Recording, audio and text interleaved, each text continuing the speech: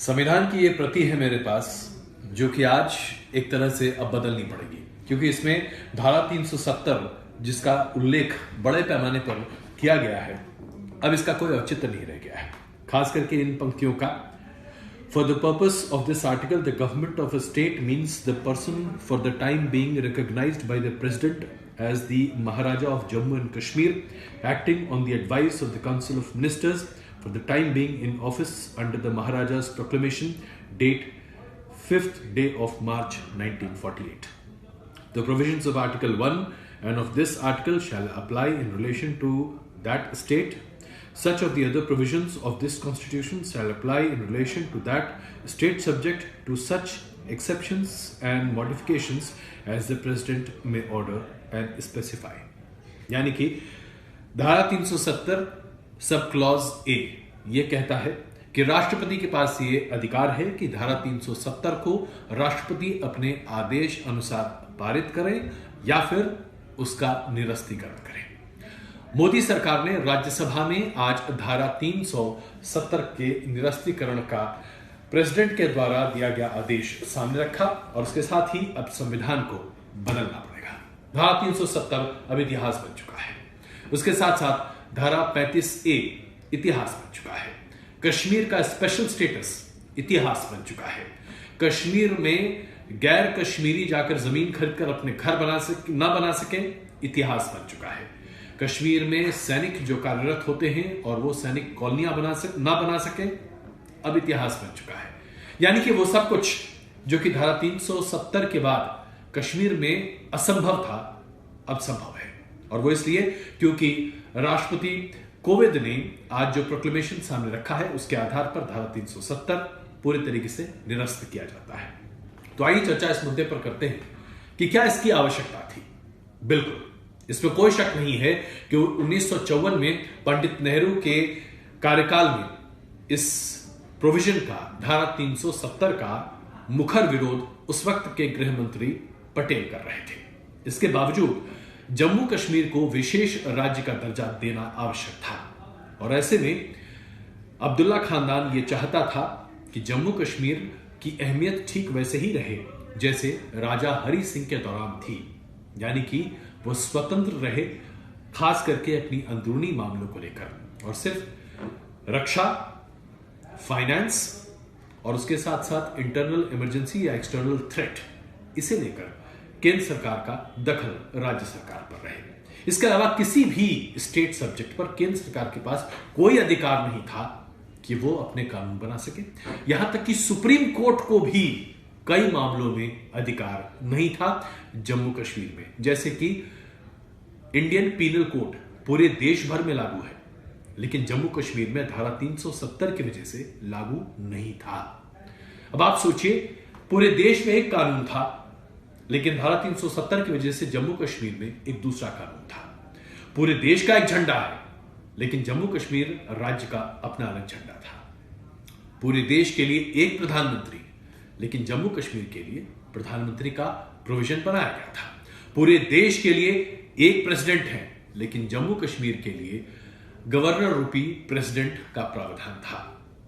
थोड़े मॉडिफिकेशंस किए गए थे धारा 370 में, जिसकी वजह से प्रधानमंत्री और प्रेसिडेंट का ओहदा जम्मू कश्मीर की असेंबली से हटा दिया गया था, इसलिए चीफ मिनिस्टर और गवर्नर थे, लेकिन बाकी सारे धारा 370 के प्रोविजंस बहाल थे, जिसको हटाने को लेकर भारतीय जनता पार्टी ने 2019 के अपने संकल्प पत्र में घोषणा की थी कि वो न सिर्फ धारा 370 को हटाएगी बल्कि 35A का भी निरस्तीकरण करेगी। भारतीय जनता पार्टी ने अपने संकल्प पत्र को आज पूरा कर दिया। धारा 370 को क्यों नहीं हटाया जा सकता था? दरअसल धारा 370 को नहीं हटाने के पीछे सबसे बड़ी वजह यह थी कि कश्मीर की कश्मीरियत को बचाए रखना महत्वपूर्ण था, ताकि दुनिया का कोई भी हिस्सा उठकर यह न खड़ा होकर कहे कि हमने कश्मीर में कश्मीरियत को दबाया है, कुचला है, जिसकी वजह से हमने कश्मीर को जबरन हथियाया है।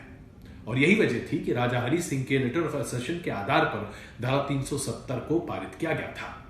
लेकिन जैसे जैसे आतंकवाद ने कश्मीर में जड़ें मजबूत करनी शुरू कर दी, पूरे देश भर में यह भावना घर कर गई कि जम्मू कश्मीर को विशेष राज्य का दर्जा देकर शायद भारत सरकार ने गलत कदम उठाया है। और इसे उसको लेकर लगातार विरोध के स्वर बुलंद होते रहे। संघ परिवार के साथ साथ भारतीय जनता पार्टी ने इस विरोध को अपने मैनिफेस्टो में जगह दी और यही वजह है कि आज भारतीय जनता पार्टी के साथ साथ संघ परिवार इस बात पर अपनी खुशी जाहिर कर रहा है कि धारा 370 और 35 को निरस्त किया जा चुका है और अब हर हिंदुस्तानी राज्य की तरह जम्मू कश्मीर भी हिंदुस्तान का ही एक अभिन्न अंग राज्य है, जहां पर पूरे हिंदुस्तान का कानून लागू होगा, जहां पर कोई भी हिंदुस्तानी जाकर रह सकेगा, जहां पर कोई भी हिंदुस्तानी ये कह सकेगा कि हम जहां चाहे वहां अपना झंडा फहरा सकते हैं, हमें कोई नहीं रोक सकता। तो इसका क्या मतलब समझा जाए? क्या जम्मू कश्मीर से आतंकवाद खत्म हो जाएगा? बिल्कुल नहीं। पाकिस्तान अपनी नीच और गलत हरकतों से बिल्कुल बाज नहीं आने वाला। जम्मू कश्मीर में आतंकवाद की गतिविधियां अब और ज्यादा तेज होंगी। अटकलें तो यहां तक लगाई जा रही हैं, जिसके लिए पूरी सरकार ने तैयारी कर रखी है कि 1948 या फिर 1999 जैसे कोई सी घुसपैठ की कोशिश की जाएगी, जिसके जरिए जम्मू कश्मीर को अस्थिर करने की बड़ी कोशिश पाकिस्तान के द्वारा की जा सकती है। इसीलिए घाटी में 35,000 अतिरिक्त सुरक्षा बलों की तैनाती हो चुकी है और इसके साथ ही 1.25 लाख सुरक्षा बल घाटी में तैनात किए जा चुके हैं। मुख्य सभी राजनीतिक पार्टियों के नेताओं को हाउस अरेस्ट में रखा गया है।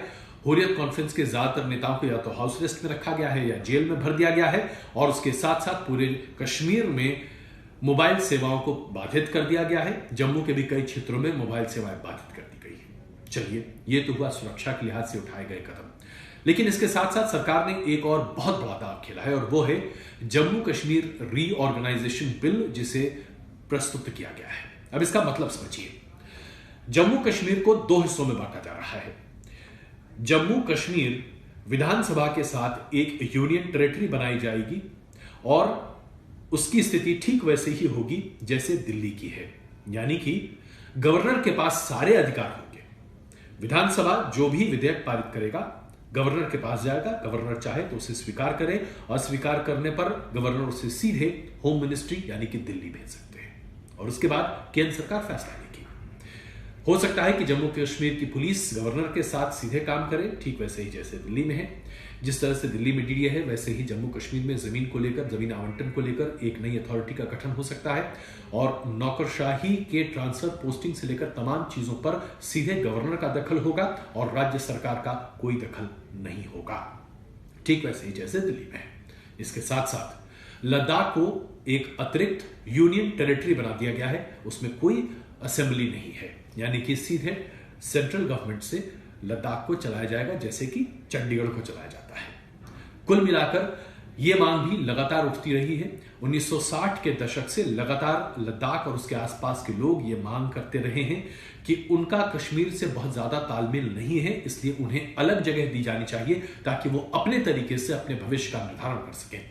भारतीय जनता पार्टी ने पिछले 3 बार से अपनी मैनिफेस्टो में इसे जगह दी थी और भारतीय जनता पार्टी ने इसे भी पूरा करने के लिए एक बड़ा कदम आगे बढ़ा दिया है।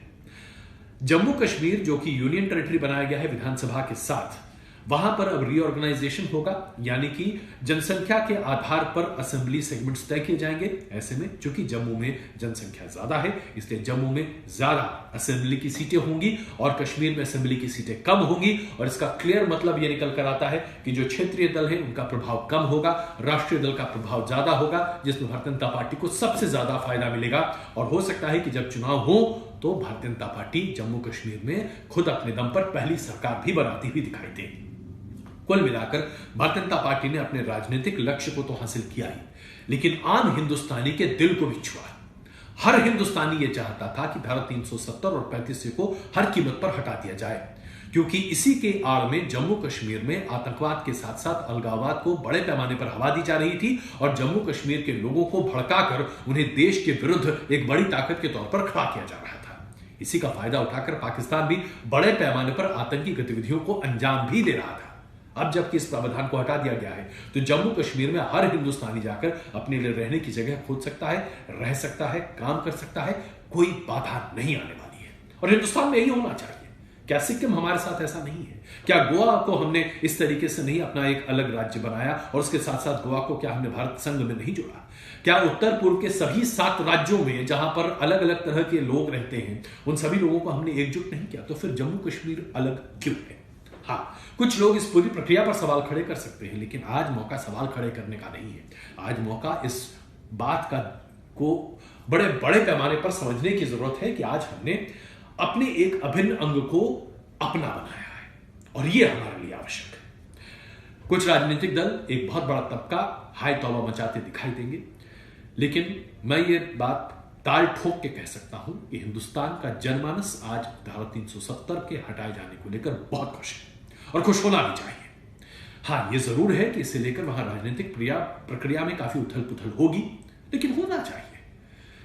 एक कहावत है, या यूं कहें कि एक बहुत बड़े नेता की एक बहुत बड़ी बात है जो आज आपके सामने रख रहा हूं। जब बहुत बड़ा बरगद का पेड़ जमीन पर गिरता है तो हलचल होती है।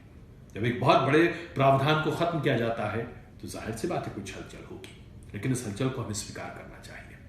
इसके साथ साथ एक और मुद्दे पर आपका ध्यान आकर्षित करना चाहता हूं। पंडित नेहरू और सरदार पटेल की जोड़ी को इस देश ने हमेशा सलाम किया, क्योंकि पंडित नेहरू और सरदार पटेल ने मिलकर हिंदुस्तान के स्वरूप को वो नक्शा, वो आईन बनाया जिसकी वजह से आज हम फख्र से कहते हैं कि हम हिंदुस्तानी हैं। लेकिन आज ये मौका है जब आपको प्रधानमंत्री नरेंद्र मोदी और गृहमंत्री अमित शाह को भी उसी तर्ज पर एक बड़े ओहदे के साथ देखना पड़ेगा। प्रधानमंत्री नरेंद्र मोदी ने पंडित नेहरू से कोई कम काम नहीं किया है। उन्होंने धारा 370 को खत्म कर एक बहुत बड़ी छलांग लगाई है और उनकी तुलना आमतौर पर पंडित नेहरू से बड़े पैमाने पर होती दिखेगी। हाँ, एक मौका है जहां पर सरदार पटेल और अमित शाह में थोड़ा सा फर्क है। सरदार पटेल पंडित नेहरू के विरुद्ध जम्मू कश्मीर पर खड़े थे, लेकिन अमित शाह प्रधानमंत्री नरेंद्र मोदी के साथ खड़े थे।